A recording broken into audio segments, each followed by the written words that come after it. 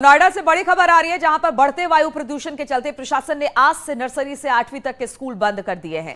बढ़ते वायु प्रदूषण के चलते प्रशासन ने 9 नवंबर तक स्कूल बंद रखेंगे। वहीं बच्चों की पढ़ाई के लिए नर्सरी से 8वीं तक की कक्षा के लिए ऑनलाइन क्लासेस चलती रहेगी। तो बड़ा फैसला लिया है। दिवाली के बाद से ही वायु प्रदूषण इस वक्त बेहद ज्यादा देखने को मिल रही है नोएडा और उसके आसपास यानी दिल्ली एनसीआर के इलाकों में। और अब नोएडा से बड़ी खबर, जहां पर बढ़ते वायु प्रदूषण के चलते प्रशासन ने आज से नर्सरी से 8वीं तक की कक्षा बंद कर दी है। बढ़ते वायु प्रदूषण के चलते 9 नवंबर तक स्कूल बंद रहेंगे और बच्चों की पढ़ाई लिखाई अब ऑनलाइन ही होगी, यानी कि नर्सरी से लेकर 8वीं तक के जो क्लासेस होंगे वो ऑनलाइन होंगे और बच्चे घर से पढ़ेंगे। बढ़ते प्रदूषण, वायु गुणवत्ता इस वक्त बेहद खराब है नोएडा की और इसको लेकर नोएडा प्रशासन ने एक बड़ा फैसला लिया है।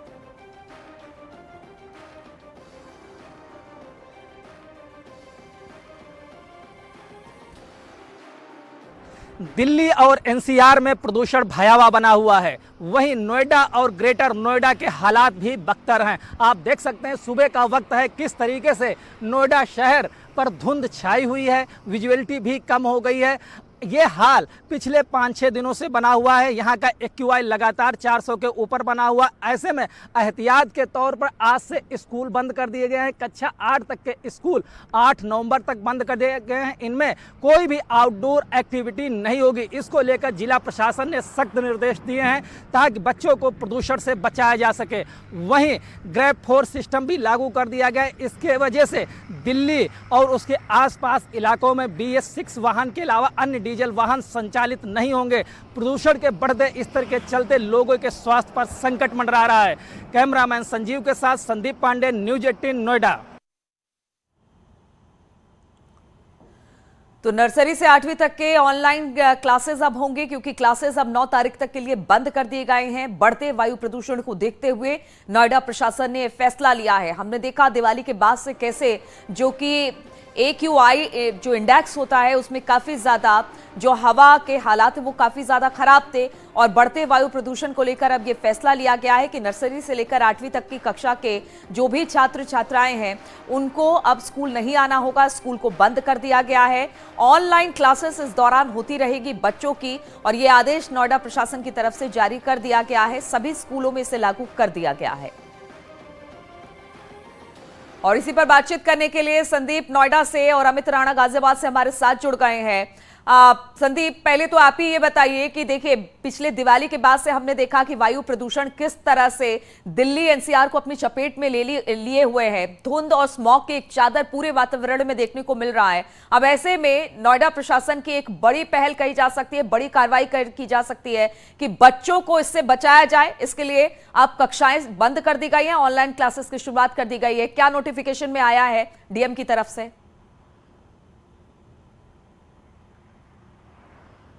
जी देखिए, दिल्ली और एनसीआर में प्रदूषण भयावह हो गया है। नोएडा और ग्रेटर नोएडा के भी हालात बता रहे हैं। हम अपने कैमरामैन संजीव से कहेंगे दिखाएं किस तरीके से नोएडा सफ़ेद धुंध की चादर से ढका हुआ है। आप देख सकते हैं सुबह का वक्त है और इस समय नोएडा में AQI जो रिकॉर्ड किया गया था लगभग 422 और वहीं ग्रेटर नोएडा 444 के करीब AQI इस समय है। आप समझ सकते हैं कि लगातार 400 से ऊपर एयर क्वालिटी इंडेक्स बना हुआ है, जो कि डेंजर रेड जोन में है, यानी कि बहुत ही भयावह स्थिति है। लोगों को सांस लेना दूभर है, खासकर छोटे बच्चों के लिए ये मौसम बहुत ही खराब है, क्योंकि 0.25 पार्टिकल बहुत ही सेहत के लिए खतरनाक है जो हवा के कण में मौजूद हैं। ये स्थिति देखते हुए जिला प्रशासन ने बच्चों के लिए स्कूल बंद कर दिए हैं। कक्षा 8 तक के स्कूल बंद हैं और ऑनलाइन ही वो अपनी क्लास ले सकते हैं। इसके अलावा अन्य स्कूलों पर भी सलाह दी गई है, इसके ऊपरी क्लासेस को सलाह दी गई, अगर चाहें तो वो भी ऑनलाइन चला सकते हैं, ऐसी गाइडलाइन में है। लेकिन कक्षा 8 तक के स्कूल पूरी तरीके से सरकारी और प्राइवेट बंद कर दिए गए हैं। पूरी तरीके से धुंध छाई हुई है।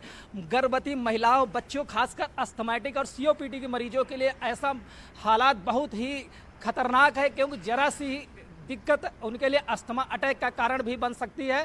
और ये स्थिति लगातार बनी हुई है। प्रदूषण नियंत्रण के जितने भी उपाय हैं वो अफसरों के फेल नजर आते दिख रहे हैं, क्योंकि प्रदूषण नियंत्रण के लिए ग्रैब फोर्स सिस्टम भी लागू कर दिया है। इसमें BS6 वाहन अब सिर्फ चल सकेंगे, अन्य डीजल के वाहन नहीं चल सकेंगे दिल्ली और आसपास इलाकों में। लेकिन तमाम जद्दोजहद के बाद ग्रेड 3 सिस्टम तक लागू किया गया था, लेकिन प्रदूषण पे नियंत्रण होता नहीं दिख रहा है। बिल्कुल एहतियात अपनी तरफ से बढ़ता जा रहा है। बच्चों के स्कूल जरूर बंद कर दिए गए हैं और भी जो सेफ्टी नॉर्म्स उठाए जाने हैं वायु गुणवत्ता को लेकर वो सब किया जा रहा है।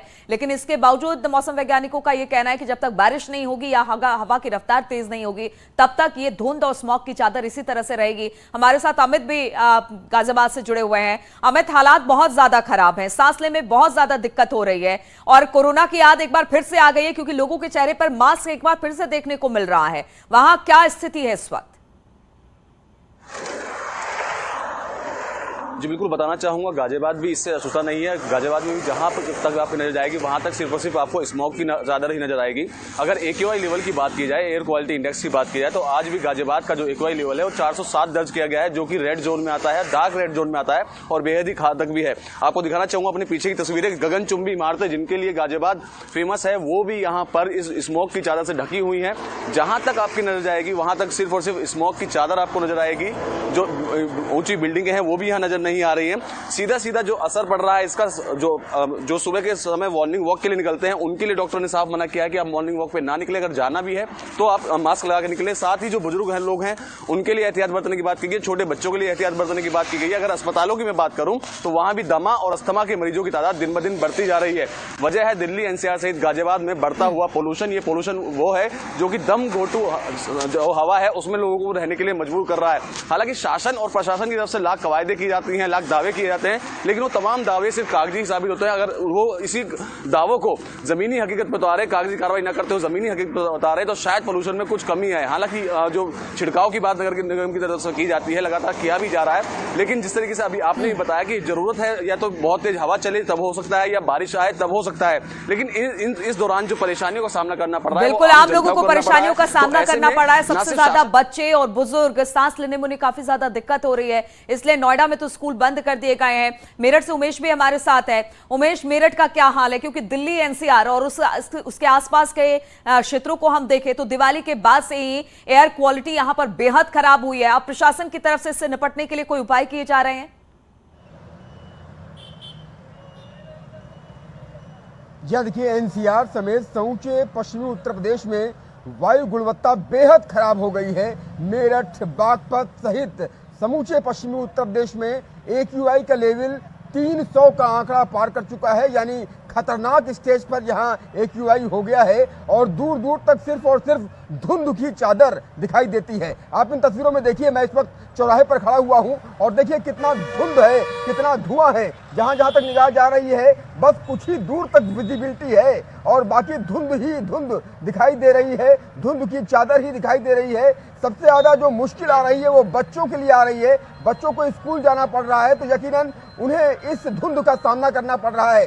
दूसरी तरफ की तस्वीरें दिखाइए कि किस तरह से लोग चेहरे पर कपड़ा बांध करके निकल रहे हैं या फिर एहतियात बरत करके निकल रहे हैं। तो निश्चित तौर पर ये तस्वीरें बताती हैं कि किस तरह से लोग इस धुंध का सामना कर रहे हैं, इस AQI का बिल्कुल उमेश, तो अब जो हवा की रफ्तार है बेहद कम है, धूल धुएं का गुबार इस वक्त पूरे वातावरण में दिखाई दे रहा है और इससे हवा खराब हो रही है तो लोगों के लिए ये बेहद खतरनाक साबित हो रही है। ऋषभ भी लखनऊ से हमारे साथ जुड़े हुए हैं। ऋषभ, दिल्ली NCR का तो हाल हमने देखा, हमारे तमाम सहयोगी भी बता रहे हैं और हम भी यहाँ पर रहते हैं, रोज हम इस हवा से दो चार हो रहे हैं, लेकिन क्या करें, काम करना है, निकलना है। लेकिन इसके लिए अब प्रशासन वहां पर, अगर लखनऊ की बात की जाए, वहां पर किस तरह की स्थिति है और प्रशासन इन सब बातों से निपटने के लिए क्या कुछ कर रहा है?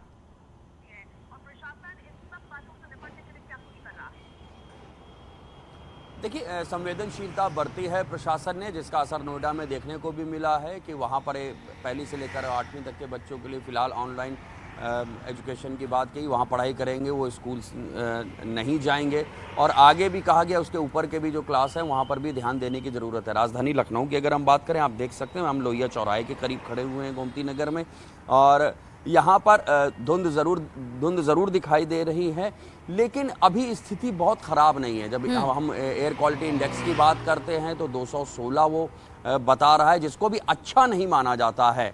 लेकिन फिलहाल यहाँ पर जैसे रूटीन चलता था वैसे ही चल रहा है। हमने देखा है तमाम स्कूली बच्चे हैं अपने स्कूल टाइम के मुताबिक वो स्कूल जा रहे हैं। मॉर्निंग वॉकर्स की हालांकि संख्या कुछ कम दिखाई दी। हम अभी लोहिया पार्क के अंदर से होकर आए हैं, वहाँ भी हमने जो देखा है कि मॉर्निंग वॉकर्स की कुछ संख्या घटी है। और चूँकि ये मौसम ऐसा हो जाता है, डॉक्टर्स भी तमाम हिदायत देते हैं मॉर्निंग वॉक करने वालों को। बच्चों की श्वास नलिकाएं चूँकि सक्रिय होती हैं, लिहाजा वायु प्रदूषण या अगर हम स्मॉग की बात कर लें इस मौसम में, तो वो उनके ऊपर काफ़ी ख़राब प्रभाव डालती है। उनके फेफड़े चूँकि वो डेवलपिंग होते हैं तो उनके ऊपर भी बुरा बिल्कुल ऋषभ, तो इसीलिए कहा जाता है कि अगर बहुत ज्यादा जरूरत ना हो तो बुजुर्ग और जो बच्चे हैं वो इस तरह से बाहर जाने से बचे जब आपके आसपास हवा की स्थिति इतनी खराब हो। हालांकि लखनऊ की स्थिति दिल्ली एनसीआर से तो बेहतर है, लेकिन बहुत बेहतर नहीं कही जा सकती है। और हम भी लोगों से यही रिक्वेस्ट करेंगे कि अगर बहुत ज्यादा जरूरी ना हो तो इस पॉल्यूशन को देखते हुए आप बाहर कम ही निकले, खासतौर पर बुजुर्ग और बच्चे। और इसलिए प्रशासन ने भी अब एहतियात के तौर पर कदम उठाने शुरू कर दिए हैं। बहुत बहुत शुक्रिया आप सभी का हमारे साथ जुड़ने के लिए।